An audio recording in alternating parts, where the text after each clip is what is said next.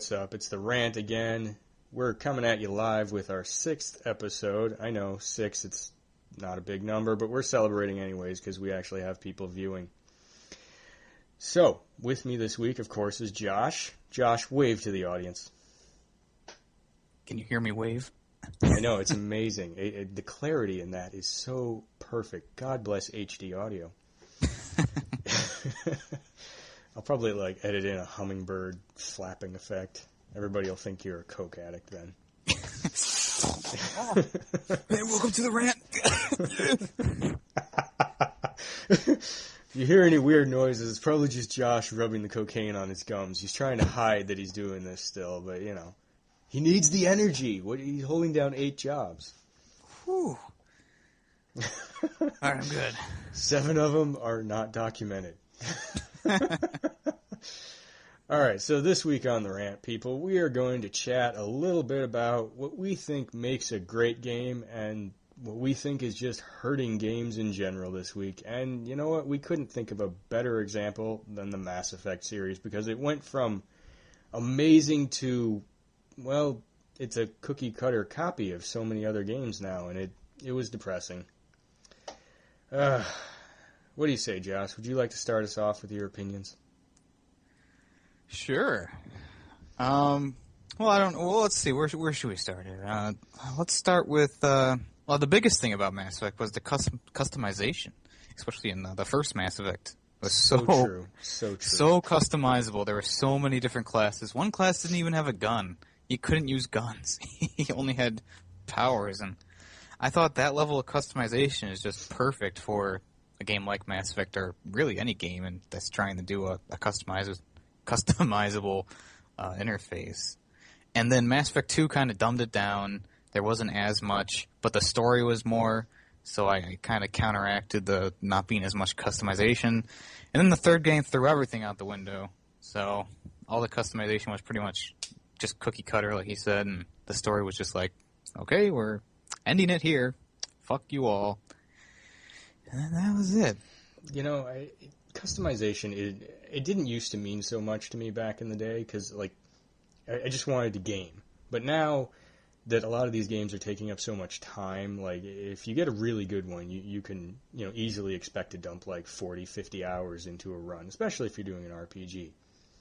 But, you have a point. The customization ability is just, it makes it more fun, especially when you can make a character that seems more like your own, Mm-hmm. Yeah, design the face, all that stuff.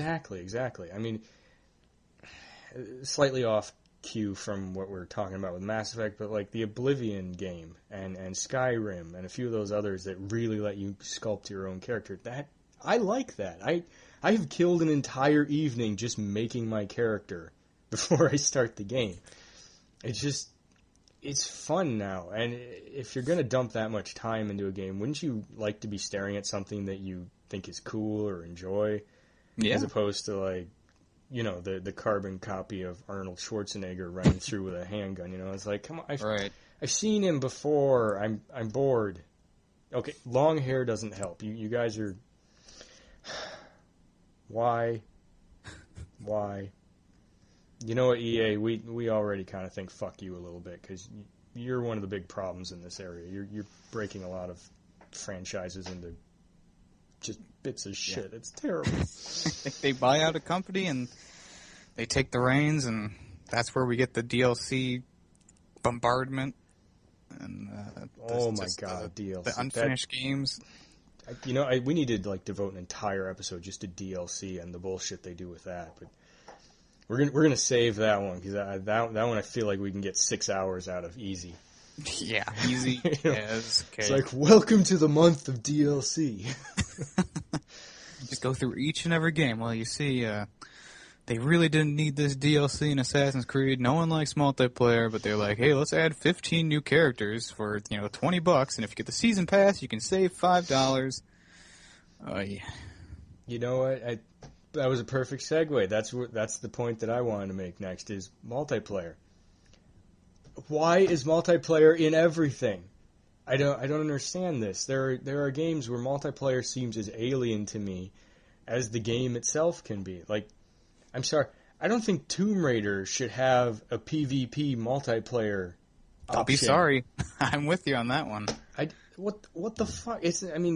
Granted, I'm already a little bit pissed that Tomb Raider isn't Tomb Raider anymore. I mean, the actual tomb raiding part was optional, actually. It's Yeah. even labeled that way in the trophies/achievement area. It's like, have you raided all the optional tombs? Like, you shouldn't call it Tomb Raider anymore. You should call it like Laura's Revenge or some shit like that. Lara But Croft.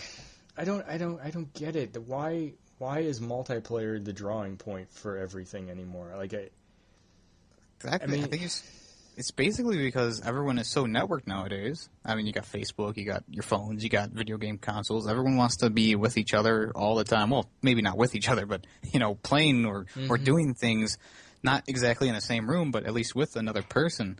And, I mean, that's why they need the multiplayer, because it's a huge selling point. It's like, oh, Mass Effect 3, we now have multiplayer, and then a whole new generation of little kids come out and they're like, what, multiplayer?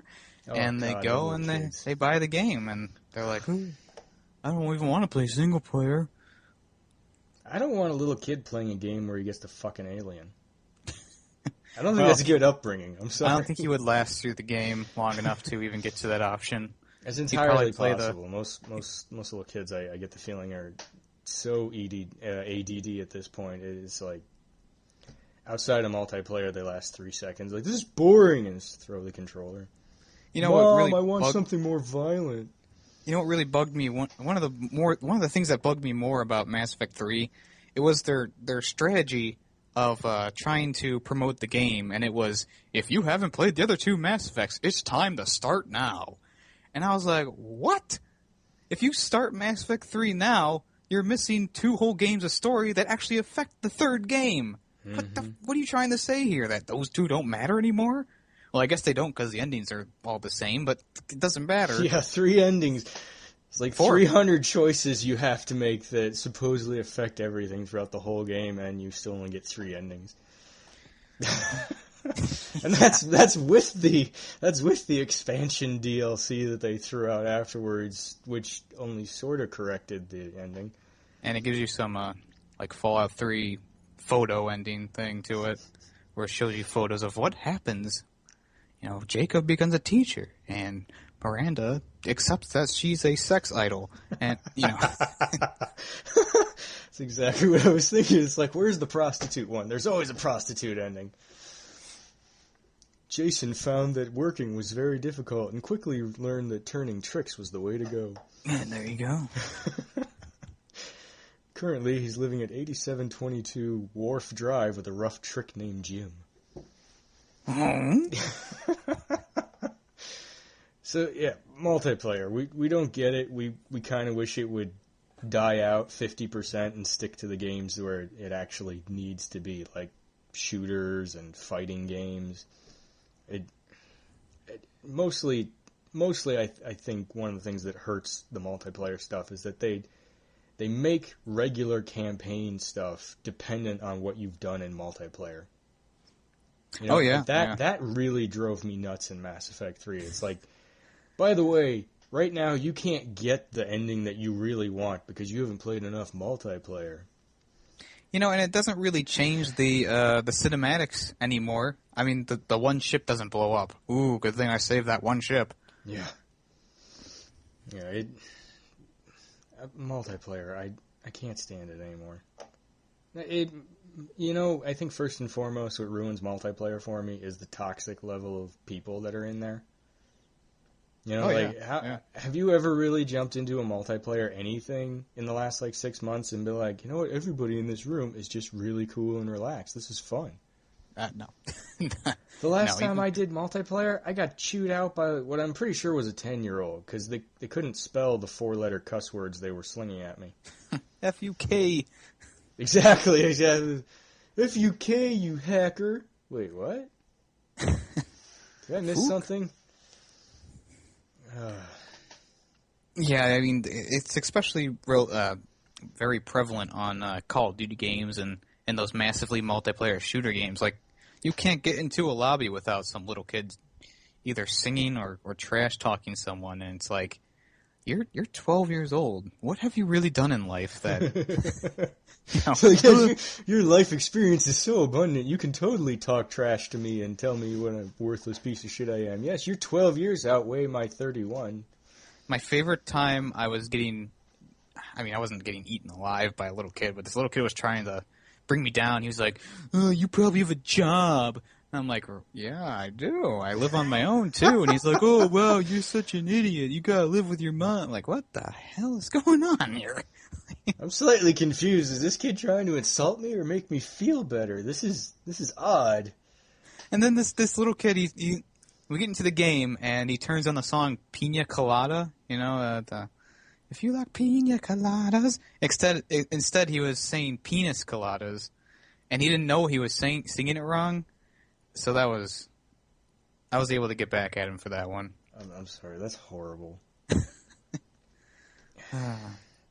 Damn the internet and teaching stupid children how to do things obscenely. You know what? We may as well mention DLC a little bit. We have to, because truthfully, yeah. I think it is one of the things that is adding to the decline of video games. There are some games that does DLC very well, and there's some games that kind of shove it down your throat, and you have to get it. Mm-hmm. That's the part. That's the ladder that makes it terrible. I think one of the games that came out this year that has really disappointed me with downloadable content is I kind of have a tie between Batman Arkham Knight and Mortal Kombat. Batman Arkham Knight, the DLC, you can buy it for $7. The DLC map. There's a bunch of character skins that are out that you can buy like $1.99 for each skin, or you can get the stupid, get everything for a low price of $50. And it's like, no, I'm just gonna buy these little tiny missions that you guys put out there, $7 each, and it's literally just two of them that came out day one were just one mission, and it was like, hey, this is cool, but there's nothing to this. It's over before it starts. And then the Batgirl DLC. It's like it just loaded, and then they flash the character, and then the credits roll. Yeah, pretty much. It's like, hey, that's Red Hood. Oh, credits. Hey, it's Harley Quinn. Oh. At least with the Batgirl DLC, they made a little tiny free roam map, but it was still like a 30-minute thing, and it was like, okay. So I paid almost $10 for this.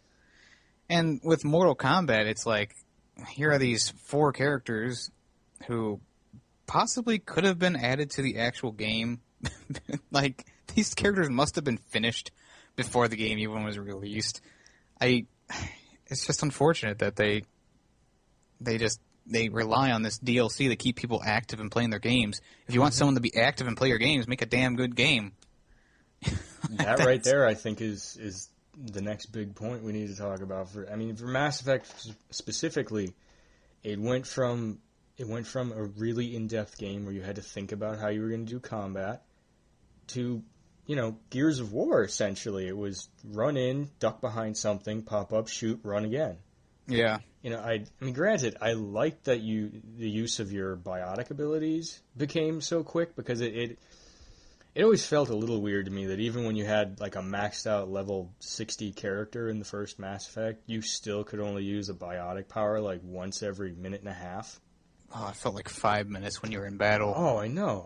Like, I used to love the throw ability, because I would just, open map, I'd just clear it, like knock all these guys off the cliff, and all right, I can keep going. I didn't waste ammo or anything, and yeah. And it's like, well, all right, it worked, but the 5 Krogan are still on the map, and they're the ones I really wanted to get rid of. God, the Krogan were so annoying in Mass Effect 1. You would shoot them down, and they would regenerate health. Beasts. They were beasts. It was scary dealing with the Krogan when you were doing whatever the last difficulty was called, like the suicide run difficulty or whatever. Yeah. It's like, the Krogan always gave me fits. Like, I'd go around a corner, I'd see the Krogan, I'd fucking run the other way and just keep throwing grenades over my shoulder as I did. Right. Like, please let him die, please let him die. Take a pot shot with a sniper rifle you're untrained with, and exactly. Keep going. That's right. Shooting from the hip with the 50 cal. Fuck, And missed. one of my more favorite things about Mass Effect 1 was the fact that it was, you could overheat a weapon. There was no ammo. And I felt like that was more futuristic than having to, eject a thermal clip and reload. It was. That's another thing that they overwrote between all the games is they took away the futuristic cool application of weapons and went to something that essentially was modern version. It's like, I'm sorry, I don't give a shit if you put the word thermal before clip. It's still a clip. It's still a clip. Like, even the explanation in the little extras menu in the first game was cooler. If I remember right, all weapons had just a solid block of metal in it, and using all the high technology would just like chip off little slivers that it turned into the bullets and shot. So it's like effectively you were shooting crumbs of metal at people, but it was, like the one bar would last you the life of the gun. So it's like, that's awesome. I would rather have that. I would rather have something that seems futuristic and the limitations as opposed to, slapping a new word on old tech. Right, yeah. Now, the funny thing is, no, they didn't bring it back. I thought in the DLC, the last DLC for Mass Effect 3, they brought back an old version of the Avenger. I don't think it was overheat. I think it was just regular bullets, and it sucked. I don't even know why they would put it in the game, especially that far in the game. It was just random. It was dumb, and it just didn't make much sense. It really did not. Are you talking about the Avenger sniper rifle? No, the assault rifle. I think it was called the Avenger. At this point, I can't keep it track because they had so many different names in there. Like, the only name that ever stuck in my head was the Naginata, which I'm pretty sure was like a mystical Japanese sword or something originally, wherever the name originates. But it was like a sniper rifle in either the second or third Mass Effect. I can't remember at this point. Probably the second one, because by the third one you have even less weapons than you had in the previous two, which... Yeah. I don't understand how the game can go from something so awesome that I would go out and fork out $400 for a brand new console just based on a game that was going to be out 6 months later. Mm-hmm. I don't understand how it went from that to, fuck it, I'll buy it when it's in the $20 bin. Yeah. It's like, that's a drop, man. The magazine doesn't exist anymore. I think it was Play Magazine. It was another gaming mag. They had a Mass Effect spread in it, a good year before the game was coming out, and the screenshots were amazing. And I was like, all right, I got to get an Xbox 360. This game is what I've been waiting for. I need to play this. Now I'm just like, I don't care how many times they HD remix it and put it out. I'm not going to buy it anymore. Right, yeah. Yeah. Now, going back to DLC real quickly, I just remembered Mass Effect 3 had those buyable mystery weapon crates and stuff like that. How much BS was that trying to get the coins to get them, and you're like, I don't have enough coins. Oh, yeah, for the multiplayer. I'll shell out $1 for each. Oh, my God, yeah. Oh, my God. It was ridiculous. The top one was $10. $10 fucking dollars! And it's a mystery crate, so you don't even know what you're getting. It's Congratulations, ridiculous. You got the handgun that shoots piss. I mean, once I got the Vorcha characters for multiplayer, because I played the multiplayer a lot just because it was a time waster. Mm-hmm. Once I got the Vorcha characters, I didn't buy any more packs. I used my coins on the first pack, which was like 50 coins or something like that, just to get the upgrades for the weapons and stuff. But after that, I was like, the Vorcha are the best in this game. I don't have to get another of these stupid character packs. And I saved a lot of money not buying any. I bought like 2 or 3 of the $10 ones, and I was like, this isn't worth it. At least I got one of the characters I wanted. I'll just use this, and I'm done.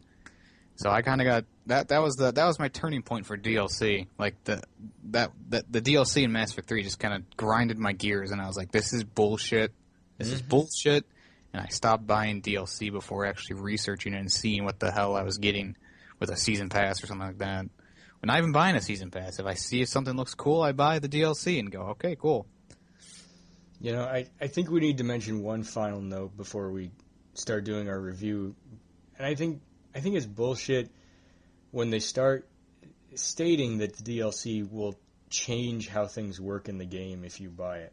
Which is what they did with the third one. You remember that? Like, they had several packs and they're like, oh, you get a new character to run with you, and it'll change the entire game. And I bought a few of the packs that did that, and in the end I was like, no, this just, I mean, I didn't get to play the new character. He was in my party, but he had all the same abilities and weapon possibilities as everybody else in the game. It didn't change shit.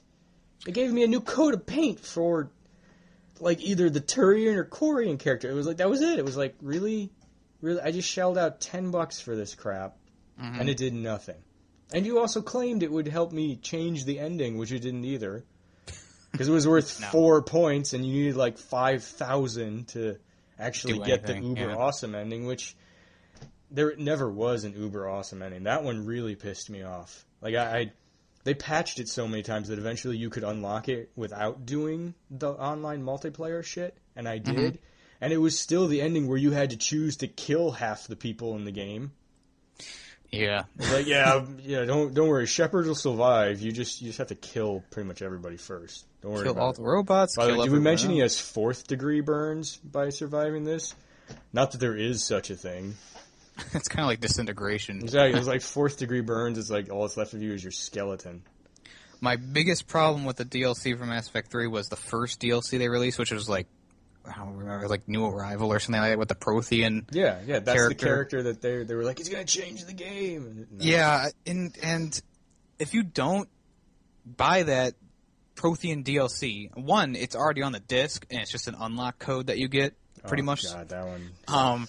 And if you don't get that DLC, you're missing a huge chunk of story. Actually, I mean, it doesn't change the endings, but there are some things like if you go to the Asari homeworld when it's being destroyed, and you bring Javik with you and Liara, there's whole new things you can learn about the Mass Effect universe, because he's like, the Asari. Yeah, you're right. Because he talks about the background info. Yeah, and it's like, how could you do this to anyone? Just put it on the damn disc and have it part of the game. It's just ridiculous to think that, this is going to give you more backstory, and they're not going to give it to you just on the disc, and they've already have it unlocked. It's just an unlock code. It's ridiculous. It's stupid. It pissed me off. It really did. I was like, if I didn't download this, you know how much story I would have missed? Yeah, the amount of background info you got for having some of those extra characters was just, it was unrealistic to think that the game would hold together without that info. I mean, in the first game, you remember they had all those logs that you could get by clicking on everything, and it helped there. But they removed all of that by the second game. The codex stuff was almost nil. It was, I feel I really hate that we started to focus heavily on DLC over multiplayer, because I think multiplayer is really detrimental to games anymore. But DLC at this point makes me feel like publishers are purposefully putting out a third of what the game actually is in order to try and force you to buy the DLC. And you know what I mean? Like, it's an incomplete project. Yeah. Hence the locking off of shit and buying just unlock codes. I mean, at least if you pay $10 for a DLC and it's like 2 gigs, you feel semi-satisfied. It's like, well, all right, maybe I actually got my money's worth. And then, it turns out to be 35 kilobytes because it's 2 pages of script that unlocks shit, and it's like, all right, why do I have a feeling this $10 bought me 5 more seconds? 5 seconds. And don't get me wrong, there's some games that do DLC right. I mean, like the Borderlands series, the Lego games. Lego Batman 3 had a lot of cool little extra levels you could buy, which was fun for me at least.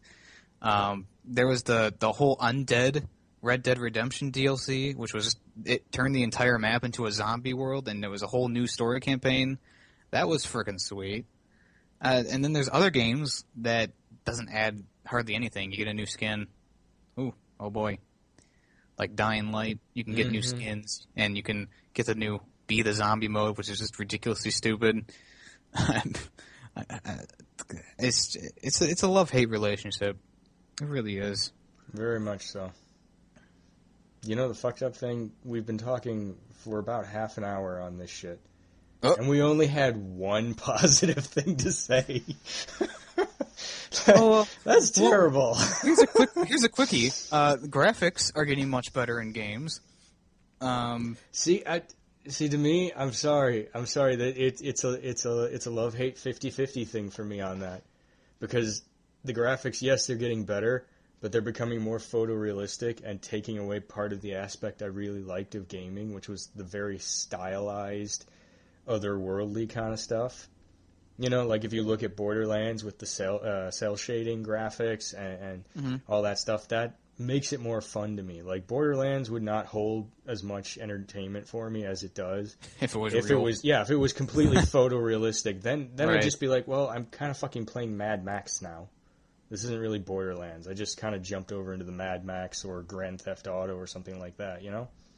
Yeah, those games aren't really photorealistic yet, but they're getting pretty close. Like Until Dawn is pretty photorealistic. I mean, they actually scan the people's faces to make the characters look and act like real human beings, Right. which works for that game. But for like a game like Mad Max, you don't really need that much in depth with the graphics. Just the gameplay needs to be there, and the gameplay's there for Mad Max. But the like you said, the graphics just you don't need the lifelike graphics. I could have gone for a more campy style. I'll take solid cartoon animation over photorealistic stuff any day. Like the old what was that game called that was really cartoony?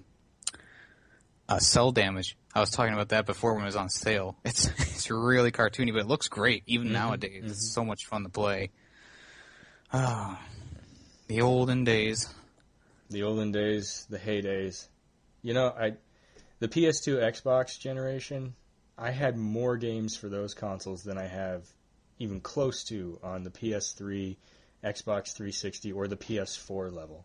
Like, there were that many more games that I considered awesome and worth the money. Oh, yeah, and I know you didn't have the N64, but when I had the N64, I had tons of games that I saved for years and years. Games today, I mean, I have a bunch of games that I'm saving now because I like them, but, I mean, games like that come out, and I'll play them a little bit, and I'll be like, wow, this sucks, and I'll take it back. Or I'll sell it a few months down the road, just because the game just does not hold any value to me. Like, with the N64, Banjo-Kazooie was the one game I held on till death. Mario 64, another one of those games that I loved. On the PS1, the Spyro games, the Crash Bandicoot games, they're all still in my shelf, waiting to be played, and I will go back and I will play those any day of the week. Hell yeah! Because they still hold up. They really do. Really, I miss some of the older generations. They made a HD remake of Jak and Daxter, which was fun, but it just doesn't feel the same playing with a different controller. Yeah, I didn't bother buying it. I still have PS2 copies that are mint, so yeah, if you have those, you don't need to buy the exactly. All right, I guess we better sum up then. So, positives: customization levels are up, graphics are up, gameplay for a lot of games are up too. I do have to give you that. I do have to admit that 100%. Gameplay is better overall. Story writing too. Some games have really impressive stories. Until Dawn, I'm going like 50-50 on that one. Yeah, everything's kind of 50-50 nowadays. I mean, that's not a great endorsement. I know, but really everything's a hit or miss nowadays because it could be really, really good, or it's either going to be really, really good, or it's going to be really, really bad. There's hardly any games in the middle, and it's tiring. It really is. All right, true negatives. Multiplayer. Yeah, multiplayer. DLC. Too much overused DLC. Yes, over-abusing the DLC function. Here's one point we forgot. In-game currency that you have to buy with real money. Oh, God. No. Real money should never be in a game. There should... This goes all the way back to the bullshit from yesteryear when you used to be able to go online and purchase in-game currency like on black market kind of deals, if you will, on eBay. Right, Like, yeah. I've got 65 million gil I saved up in Final Fantasy 14. Who wants it? $300. Whew. And of course, there's Sounds some like asshole that will buy that because he wants to unlock the ending of the game like 6 years in advance. Right. I mean, if there's a person who will buy breast milk on eBay, there's a person who will buy 65,000 Final Fantasy coins. Trust me. Okay, that was gross. I went a little bit too far with that one. I didn't even know that existed. I should have said Justin Bieber's hair. Justin Bieber. That's even worse, man. Shit. Now, if you were like Justin Bieber's scalp, all right, I could go along with that. Oh, people would probably buy his decapitated head. You know, I would actually watch that auction. $1 billion. $1 billion. Like some dude in Cambodia is purchasing it. Oh, this look great on my mantle. It's like, I got a guy that can shrink it. This is going to be awesome. My buddy's going to love this. It's his bachelor party gift. The old shrunken head. The old shrunken Bieber head. Oh, You God. attach the head to a beaver body. Hey, look, it's Justin Bieber. You bought that for $1 billion just for the joke? Yes. Totally worth it. Oh, my God. All right. We better get out of here. Things are going to get really dark if we keep going down this road. Right on. Let's get to them plugs. Well, as always, folks, you gotta watch and like our channel, please. We try very hard to make stuff that's entertaining for our viewers, but we'd like to increase those numbers. So please like, subscribe, share. Josh, I think you need to plug your channel, man. I will plug my channel. My channel is Jarsh's Opinion.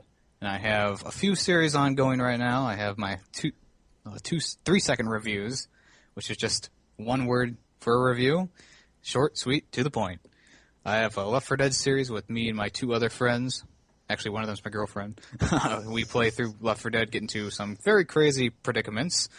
And I also have my own podcast on there called Jarshcast, where I go more in depth with certain topics that Robert doesn't like to touch. And then also we got a new series on the Rant channel, Versus, which is the one that I am doing for the channel, where I compare 2 games, and the next one should be coming out, next week, you think? You know what? Yeah, that sounds good, because I'm about to post another 5-minute review in the next couple of days, so yeah, I think about a week should be just about the right amount of time to get everybody curious and start salivating for more content. Sweet. As always, folks, it's been a pleasure. This has been The Rant.